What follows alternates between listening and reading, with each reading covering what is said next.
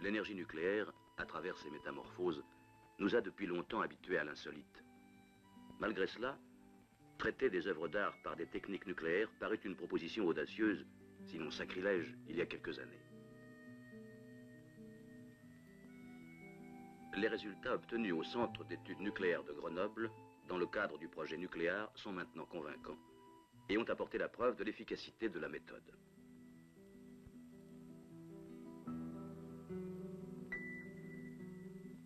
L'expérience acquise a donc permis de proposer raisonnablement un tel procédé pour arrêter la dégradation de la momie de Ramsès II.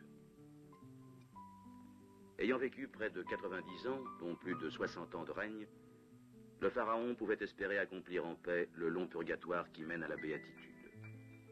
La cupidité des pilleurs de tombes et la curiosité des archéologues en décidèrent autrement en interrompant par leurs interventions ce long voyage.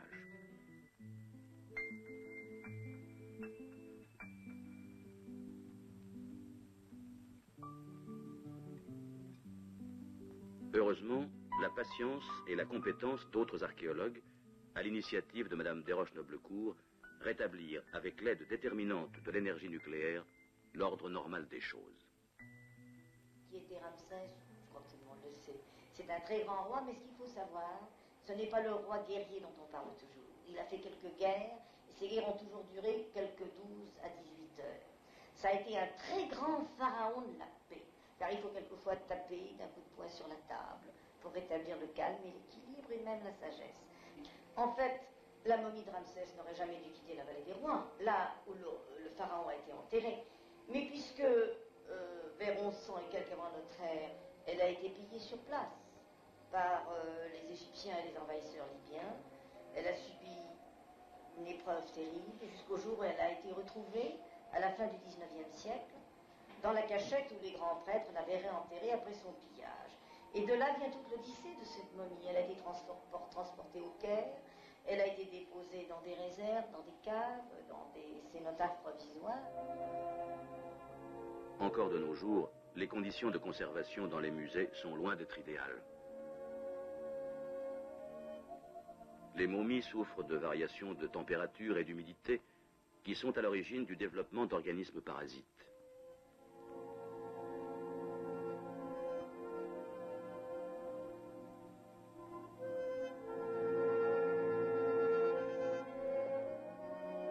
Il devenait urgent d'intervenir sur la momie de Ramsès II. C'est pourquoi elle a été envoyée à Paris et confiée au doyen Balou. Ramsès II sera resté au musée de l'Homme quelques 7 mois, dans une petite chambre climatisée, d'où on ne le sortait que parcimonieusement pour les besoins des études indispensables. C'est ainsi que plus de 15 laboratoires, une cinquantaine de chercheurs et de techniciens ont travaillé sur Ramsès II.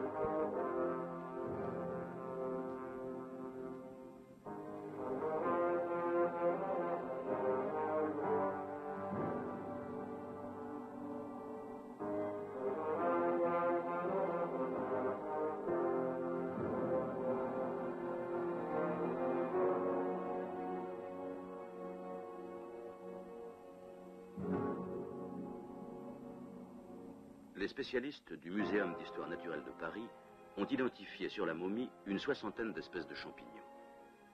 Il fallait donc trouver un procédé de destruction de ces micro-organismes qui ne portent pas atteinte aux constituants de la momie et qui permettent, en fin de traitement, de la conserver en milieu stérile.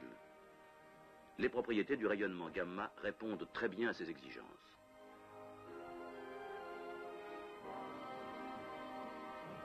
Afin d'éliminer tous risques éventuels, des précautions exceptionnelles ont été prises avant le traitement. Plusieurs laboratoires ont participé à ces travaux de contrôle, en particulier celui de Madame Flider qui dirige au Muséum le centre de recherche sur la conservation des documents graphiques. Nous avons étudié au laboratoire le comportement vis-à-vis des radiations gamma des champignons qui ont été prélevés sur la momie par M. Mouchaka, assistant au laboratoire de cryptogamie du Muséum national d'histoire naturelle.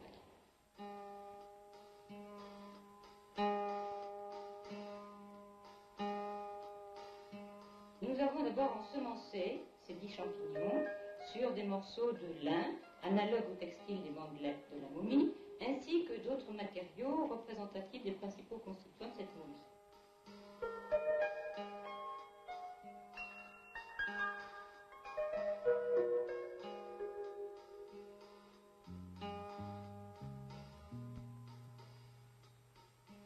Ces échantillons, une fois recouverts par les champignons, ont été irradiés et des prélèvements ont été faits après irradiation afin de s'assurer que la totalité des champignons avait été anéantie.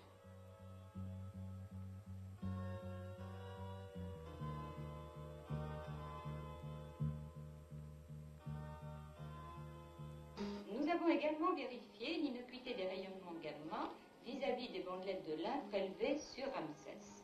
À cet effet, la résistance physico-chimique des fragments de bandelettes irradiés a été estimée par des mesures viscosimétriques de la cellulose ainsi que par des mesures de résistance dynamométrique.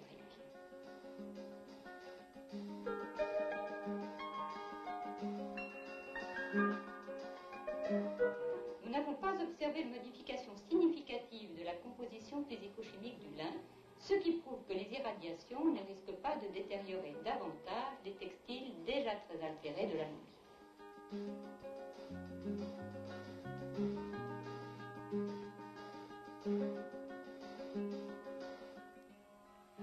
Avant d'irradier le pharaon, il a fallu déterminer deux choses. La position des sources, les unes par rapport aux autres, et d'autre part la position de la momie par rapport à ces sources. Si ce travail avait été fait expérimentalement, il aurait été très long. On s'est donc adressé à un ordinateur qui peut calculer une disposition des sources en un temps très court, et on a vérifié par l'expérience les résultats du calcul.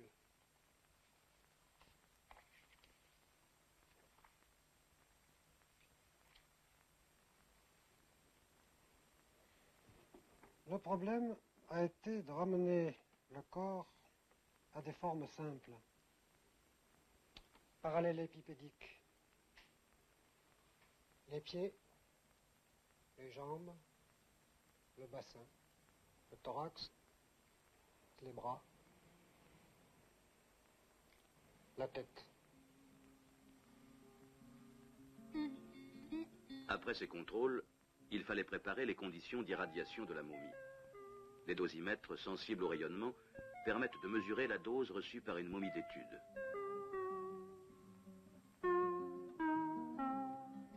Pour l'irradiation, les sources de cobalt-60 sont disposées d'après les indications données par le calcul.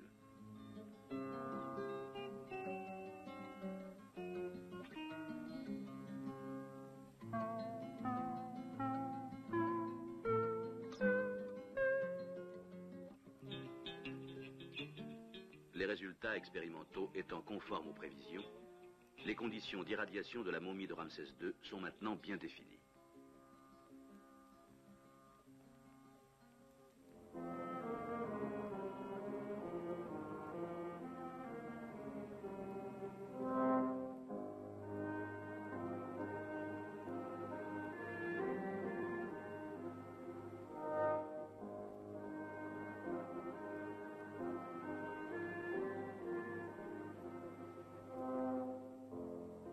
Le pouvoir pénétrant du rayonnement gamma rendra possible le traitement de la momie dans son conditionnement de retour en Égypte.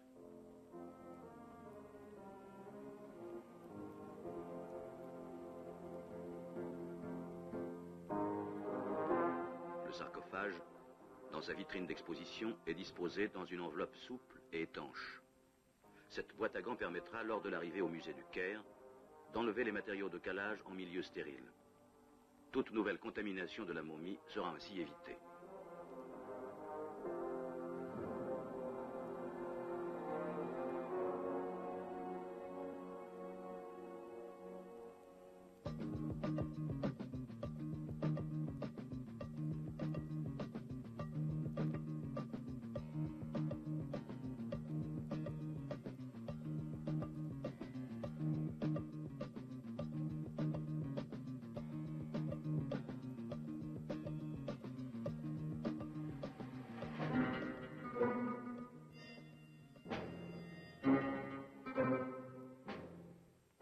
l'installation de la momie dans la cellule d'irradiation, la source de cobalt 60 y est transférée depuis la piscine de stockage.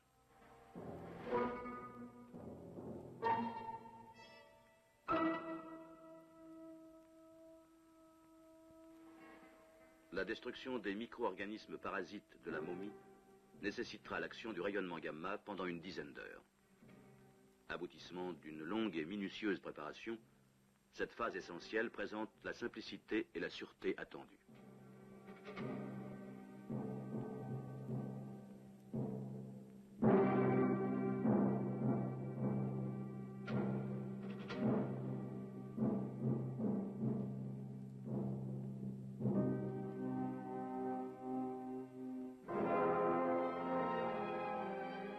La momie du pharaon peut désormais poursuivre sa quête d'éternité sereine.